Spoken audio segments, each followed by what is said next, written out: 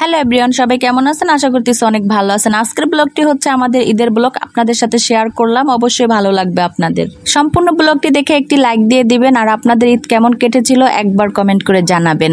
তো আমরা সেজেগুজে বাসা থেকে বের হয়ে গেছি। এখন হচ্ছে মেন রোডে এসে আমরা সিএনজি নিতেছি।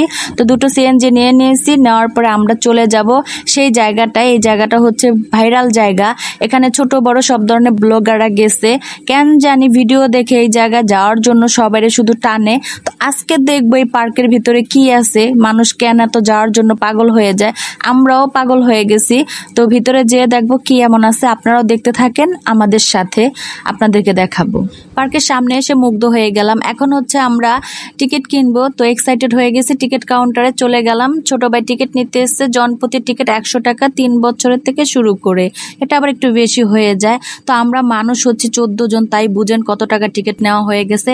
এখন আমরা চলে গেলাম ভিতরে এন্ট্রি করে। তো আমার বোন বারবার বলতেছে এদিক আস এদিক আস, এদিক সেদিক ক্যামেরা ঘুরাইস না, আমরা ভিতরে যাব। ওর মেন টার্গেট হয়েছে ওইখানটায় যাবে আগে, কারণ ওইখানে নাকি সময় আছে স্নোফল দেখার জন্য। কখন ওরা তো সব সময় এটা দেয় না।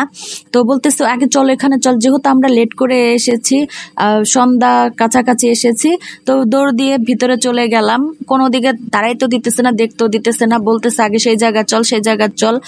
তো চারোদিকে ক্যামেরা একটু ঘুরে ঘুরে আপনাদেরকে দেখাইতেছি। আর এখানে অন্য যে কোনো পার্কে রাইডগুলো আছে, সেই রাইডারগুলো এই পার্কে আছে এরকমই। আর এটা খুব সুন্দর একটা ঝর্ণা, ভালোই লাগে।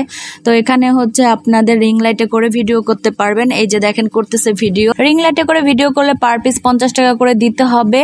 তো আমরা আবারও ভিতরে যাচ্ছি। অন্য পার্কে যে রাইডারগুলো থাকে সেই রাইডারগুলো এখানে আছে। তো একটু ডিফারেন্স, চেরি ফল আর স্নোফল হয় এখানে, এইটাই হচ্ছে ডিফারেন্স। তো আমার বোন হাত দিয়ে দেখাচ্ছে, ওই যে দেখ দেখ সেই জায়গা চলে এসেছে, চল চল ভিতরে। তো গেলাম ভিতরে। তো খুব সুন্দর উপরে উঠে কিছু ছবি তুললাম, ভিডিও করলাম। সাদা আর পিঙ্ক কালার মিলে খুব ভালো লাগতেছে জায়গাটা। তো আমি জানি না যে বরফটা কোথায় পড়ে, আমি এখনো শিওর না। তো এখানে কিছু ছবি টবি তুলে তারপরে হচ্ছে আমরা চারদিকটা ঘুরবো। আমার বোন বলতেছে ওয়েট করতে হবে, বরফটা ছাড়বে, পড়বে তুষারপাত। তো আমাকে আবার হাত দিয়ে ইশারা দিয়ে বলে দৌড় দে দৌড় দে। আমিও দৌড় দিচ্ছি ক্যামেরাটা নিয়ে, দেখেন কিভাবে দৌড়াইতেছে। আমি মনে করছি ওইখানে হয়তো বরফ পড়তেছে, সেজন্য দিছি খিচ্চা দৌড় ওদের পিছে। বাচ্চারাও দিছে দৌড়, সব মানুষ ওইখানে দেখি দৌড়াইতেছে। কি জন্য দৌড়াইতেছে আমি জানি না। যাওয়ার পরে যা দেখি এখানে হচ্ছে এই যে পুষ্কুনি আর এই যে হচ্ছে গিয়ে কি বলে হাঁসের নৌকা, এগুলাতে মানুষ চড়তেছে, ঘুরতেছে। তা আমি বলছি কি এখানে আনলে কি জন্য, এখানে কি আছে? বলতেছে আরে বলদ, এখানে না আসলে তো এই ওয়েদারটা দেখতে পারতি না। মাগরিবের আজানের পরে তো অন্ধকার হয়ে যাবে, তখন কিভাবে দেখবি?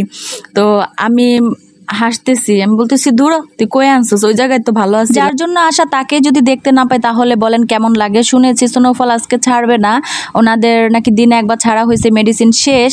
তো তারপর হঠাৎ করে দেখতেছি যে ছেড়ে দিছে, তো দৌড়ে আবার সেখানে চলে আসলাম। এই যে দুইটা মেশিন, এখানে একটা মেশিন দিয়ে ছাড়ছে, খুব সুন্দর হচ্ছে গিয়ে পড়তেছে। সবার ব্লকে অবশ্যই দিনের ভিউটা দেখেছেন, আমার ব্লকে হচ্ছে রাতের ভিউটা দেখাচ্ছি, কারণ দিনে ওনারা একবার ছেড়েছে, সেই সময় আমরা আসতে পারিনি।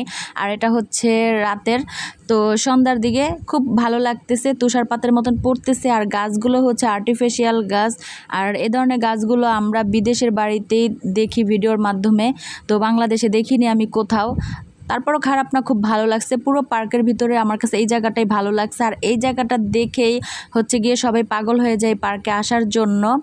যখন এই স্নোফল ছাড়ে আর এখানে আপনি ফটোশ্যুট করবেন, সেই সময় খুব সুন্দর ফটো আসে, সেজন্য আরও ভালো লাগে এই জায়গাটা।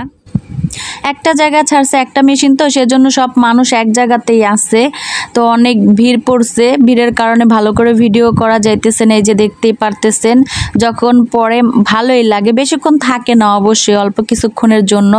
তারপরও মনটা চাঙ্গা হয়ে যায় এটা দেখার পরে, সারা পার্কে ঘোরার পরে এখানে এটা দেখার পরে খুব ভালো লাগে। এই যে দেখেন কি সুন্দর করে গাছের ফাঁক দিয়ে পড়তেছে। 1 মিনিটের জন্য ফিল করবেন আপনি কোথাও বিদেশের বাড়িতে দাঁড়িয়ে আছেন, এখানে হচ্ছে তুষারপাত পড়তেছে, এটাই ফিল করবেন। তবে এটা কেমন যেন একটা সাবানের ফেনার মতন, পড়লে একটু মানে পিছলে টাইপের হয়ে যায়। সাবানের ফেনা কেমন হয় সে ধরনের হয়ে যায়। যাই হোক, তারপরও ভালো লাগছে। এই পার্কে এসে যদি এটা না দেখতে পারতাম, এমনি যদি চলে যেতে হতো, তাহলে মনে হয় না এই পার্কের প্রতি সন্তুষ্ট থাকতাম, সব কিছু বৃথা যেত। আমার বোনও খুশি, আমরাও খুশি।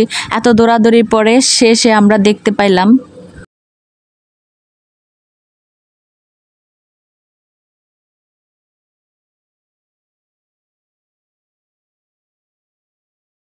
হচ্ছে মেশিন অফ হয়ে গেছে, দেখেন গাছের ডালপালায় লেগে আছে, মনে হবে যে আপনার বরফের তুষারপাত পড়ে আছে গাছে। আপনি সরাসরি না দেখলে বুঝবেন না, ভিডিওর মাধ্যমে আপনার সেটাই মনে হবে।